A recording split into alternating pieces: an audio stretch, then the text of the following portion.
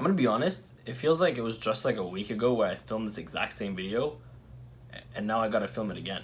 What is going on, YouTube? It's your boy Spanko, and in today's video I'm excited because we're gonna be talking about the best side deck cards for the July 1st, 2021 ban list format. Now I did this video literally a week ago because Lightning Overdrive came out, changed up the format, and then Konami was like, wait, we're just gonna change the format again. So here is the best side deck cards for the July 1st, 2021 format. But if you guys do enjoy these videos, make sure to like the video and subscribe to the channel for more Yu-Gi-Oh content. Also, all the social media links will be in the description below. I'm really active on Instagram, really active on Twitter, so if you guys want to check that out and interact with me, that's probably the best way to catch me. And also, one last thing, I promise, last thing, I just partnered up with Your Playmat. You guys also get 10% off when you guys use my affiliate link or my affiliate code.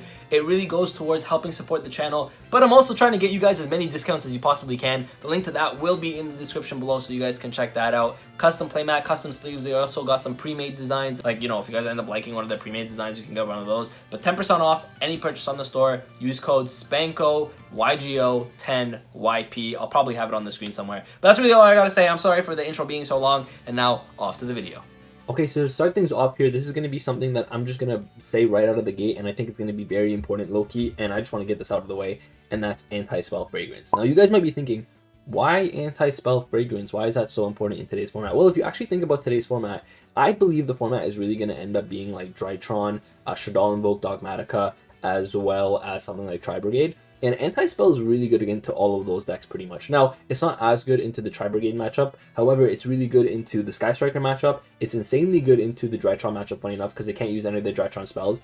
Obviously, like I said, Striker is just gonna completely get shut out by this. But it's also really good, funny enough, against the Shaddoll Dogmatica Invoke deck, because what people sometimes forget is that that deck is really reliant on its power spells. So Nadir Servant, Shaddoll Fusion, El Shaddoll Fusion. That deck is so reliant on some of its power spells that really anti-spell fragrance kills the deck in so many ways. The Magical Meltdown is really important, Invocation is really important as well. So in the meta today, anti-spell is extremely powerful. Now if you think of some of the other rogue decks in the game, most of them do use spell cards to a certain extent, and just flipping an anti-spell can be really detrimental against a lot of those decks. Sometimes even shut out turns if their hands end up being like cards where they need to search. If you think about something like Tri-Brigade, obviously I'm not trying to say that anti-spell is the best against Tri-Brigade, so don't think that I'm trying to say that, because I'm obviously not. But if they don't open a Fractal, if they don't open a Tri-Brigade monster, they open a Tenki, and then now that Tenki can't get them to a Fractal, and now they have to just pass on a weird turn, and then you can just go in for OTKing or do a bunch of damage, setting up your board, etc, etc. So that's why anti-spell I think is actually going to be very important in today's side deck, because again, just with Sky Striker being a rogue deck, and even though it's not going to maybe be the most competitive or the most successful deck, it is going to be very much played because there's a lot of Sky Striker players out there, and just flipping an anti-spell could be extremely powerful against them. So yeah, I definitely think anti-spell should be in your side deck. Next one I'm going to bring up is going to be a little bit unorthodox, and that's actually Kaijus. Now specifically the Godarla. It could be any kaiju, but I just want to bring up Godarla because I really believe that this format is going to be really heavily based on Floodgate monsters, and what I mean by that is Shaddoll Dogmatica Invoke makes Winda, Drytron makes Herald, you got Tri-Brigade which potentially could be playing the Samorg and the Barrier Statue, and there's just so many decks that make big boss monsters, something like Dragoon as well. I don't think Dragoon is going to be played in like the top 2, top 3 decks in the format, however I do definitely think Dragoon is going to be prominent in today's format. And so the thing is, the best way to out those kind of cards is just straight up kaijus. Now, another card that I wanted to mention that I think is pretty good, again, it could be Godarla, it could be any kaiju. The reason I specifically want to bring up Godarla is because against the Tri-Brigade matchup, this is the only one that outs the Wind Barrier Statue, so Godarla is technically the best one right now. But another card that I wanted to bring out that's also really good against those kind of Floodgate monsters is Forbidden Chalice. Now, Forbidden Chalice is really good. Not so much against the Herald, and maybe not so much against the Statue, because Statue under Samorg is protected by targeting, and Herald can just negate this. So that's why I don't think Chalice is like the best card. However, Chalice is still pretty good, going second against something like Winda, going second against a lot of the Floodgate monsters. Chalice could be really good. And this is just one of those cards that in a way is kind of like Imperm. So if you guys don't play Imperm, I personally believe that Imperm should be in your main deck. However, like this kind of is like another version of Imperm in the side deck, because going second it could be pretty good, right? So that's why I'm thinking like Godarla and the Chalice is just really good against those Floodgate monsters. And that's why it's just one of those things that even though it's a little bit unorthodox, I think Kaijus could make their way back into the side deck for today's format, specifically for today's format, because there's just so many good ways of using them, right? There's so many good cards to use them against, and that's why I just think kaijus are pretty good. Now, one that I want to talk about is Dark Ruler No More. And so Dark Ruler No More is still pretty good in this format, I believe. The thing is with Dark Ruler is, like I said, I believe that the format is going to be going heavily into like Bloodgate monsters. And the only thing with Dark Ruler is, unlike before where you would stop like combos where opponents put up like 5, 6, 7 like big monsters or big negates, now you're really going to be Dark Ruler No More for just 1-for-1s a lot of the time, right? Like setting up a window, you can just Dark Ruler for 1-for-1 there.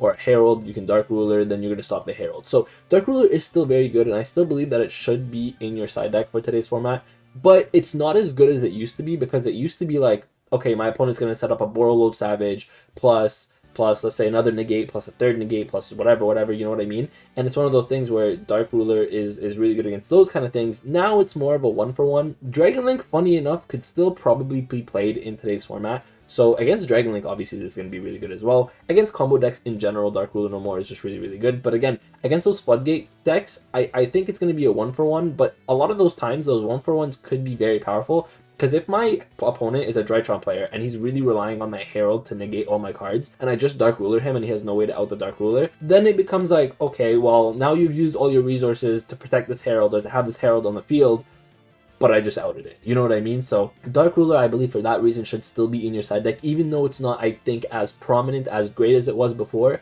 It's still very relevant. Now, off to a couple hand traps I want to talk about. I think one that's really good that people just don't talk about for some reason, but it's just insanely powerful this format, is Ghost Spell. So Ghost Spell stops anything that moves stuff from the graveyard, essentially, and that's so good. Imagine my opponent activates Engage, they go Kagari to get Engage back, I can just Ghost Spell it. Ghost Spell is so good in today's format, and people forget how good it is, especially in a lot of ways, especially something like, okay, Invocation. People forget that because this card says when a card or effect is activated that includes any of these effects, aka banishes a card from the graveyard, even though Invocation you don't need to banish from the graveyard, automatically Bell can negate stuff like that. Obviously, if my opponent has like a Magical Meltdown on the field, I can't Ghost Spell it, but you know what I'm trying to say. Like in general, Ghost Spell is just so good against so many decks. This card is also really good against Drytron, so you guys can see, against all these meta decks, Ghost Spell has a place, right? And the thing about Ghost Spell that I really like in today's format is that Ghost Spell essentially is really good against rogue decks as well, not just the meta, but like if you end up playing an Orcus player or a Dino player, Ghost Spell is so powerful. So that's why I just really believe that Ghost Spell should 100% be in your side deck. If it's not in your main deck, should 100% be in your side deck. Another hand trap that I want to talk about is Joel and Lockbird. And Joel and Lockbird is really good into this format, except that it's only really good into Drytron. Now, it can be complete shutout against Drytron, so that's why I think it should be in your side deck. For sure should be in your side deck. I don't think it should be in your main deck, just because against a lot of decks, Joel is not that great. It's not as powerful as people might think. Now, don't get me wrong, this card could be really good against Sky Striker, could be really good against Jadal as well, and because that's like, if my opponent activates the Dear Servant, and then I go Droll, they can't activate their Meltdown to search Alistar now. They can't activate the Alistar to search Invocation. Against something like a Sky Striker player, if my opponent starts off with like a Pot of Desires, let's say, and then you Droll them, now they can't engage. Or if they start off with an Engage, then they can't do any of their other stuff. They can't even engage a second time with Droll and Lockbird, you know what I mean? So Droll and Lockbird is still very good against the meta, pretty good against Rogue, but just completely shuts out Drytron, and that's why I believe that Joel and Lockbird for sure should be in your side deck, because against some matchups, this card could be completely devastating. Now, a couple other cards that kind of fall into the same kind of category, I'm just going to group them in together, and that's Imperial Order as well as something like Solemn Judgment. Now, these two cards are really good in the sense of they stop your boards from being broken, specifically if you're playing combo decks, right? If I'm siding in against like a Shadal player, right, I know that there's a risk of my opponent using like the Shadal Fusion, the Invocation, the Magical Meltdown, all of them are going to get stopped by Imperial Order, right? Solemn Judgment is really good because if I know I'm going to be going first, I'm going to be siding in Solemn Judgments because I know my opponent might be putting in Dark Rulers against me. So Solemn Judgment just makes those unbreakable boards, those what we call unbreakable boards, even more unbreakable, right? And that's why I just think Solemn Judgment definitely deserves a spot into the side deck. Same with Imperial Order, because these could be just devastating against a lot of decks. Imperial Order kind of has the same effect as Anti-Spell, so I maybe should have grouped those together, but it kind of has that same effect where if you flip an Order against like Strike Striker player, like they just have nothing to do. They can't do anything. You know what I mean? So that's why I just think these cards are very important. 100% should be in your side deck, specifically if you're playing combo decks. Siding these in are really good, because if you go do your first turn combo, do your first turn whatever you need to do, set up your board, and then set a judgment, you're going to be in such a good spot, right? Just before we move on, I want to mention that another deck people tend to forget about, and I actually almost forgot about it as well, is something like Prank Kids. Prank Kids is really reliant on their field spell. Prank is really reliant on some of their spell cards going off, especially like their polymerizations, etc., etc. So if you just flip an Imperial Order or an anti-spell against like something like a Prank Kids deck, they could be in a really bad spot as well. All these cards that I try to put into these side decks, or side deck cards you need for today's format, I really want them to be good against a variety of decks. I don't want them to just be good against one deck, right? So that's why I'm saying like the Kaijus are just good against any Floodgate monster, any big monster that your opponent puts on the board. Anti-spell is really good against Sky Striker or Shaddoll or Prank Kids, or just so many decks. Same thing with Imperial Order, same thing with Solemn Judgment. So all these cards, I really want them to be relevant in multiple decks or against multiple decks, because I never want to be put in a situation, I never want you guys to be put in a situation where you're going up against a certain matchup and you're like, damn, I don't have something in my side deck for this. And then you're stuck in a weird position, you know what I mean? All these cards are good in a variety of matchups, and that's really what you're looking for when you're going into your side deck. Now, one more card I want to just talk about real quick, okay, is Dimensional Barrier.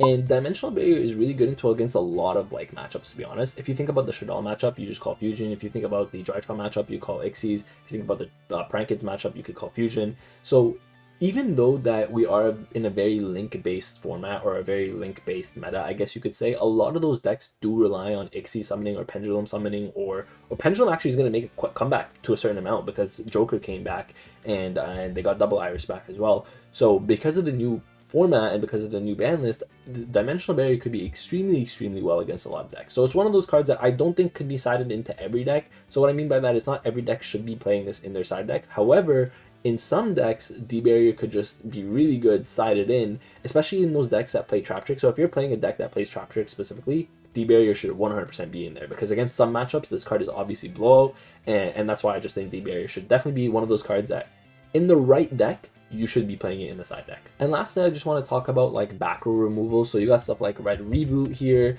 because there's always going to be someone at a tournament playing stuff like back row decks. So there's going to be playing like, you know, a Mystic Mind deck or something like that. So because of that, I think just generic back row removal. So you got Red Reboot, you got Cosmic Cyclone, which is very good. You got Twin Twister is really good.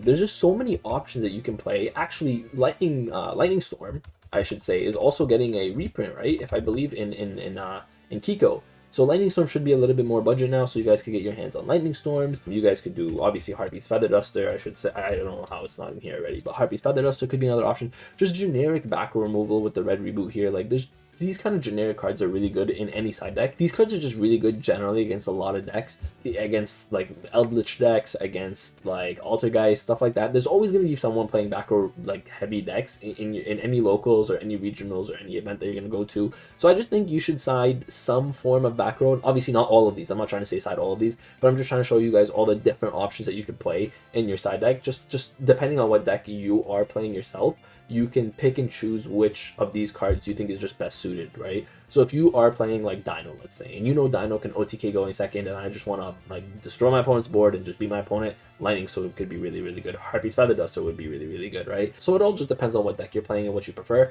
but just back row like hate in general should definitely be in everyone's side deck.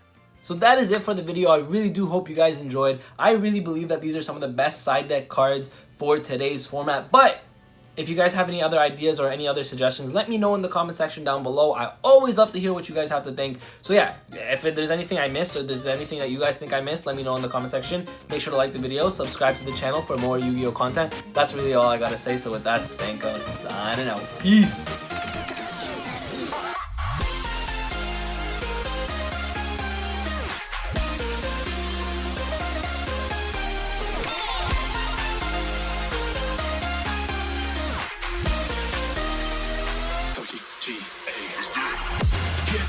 Get up, we want you to get on your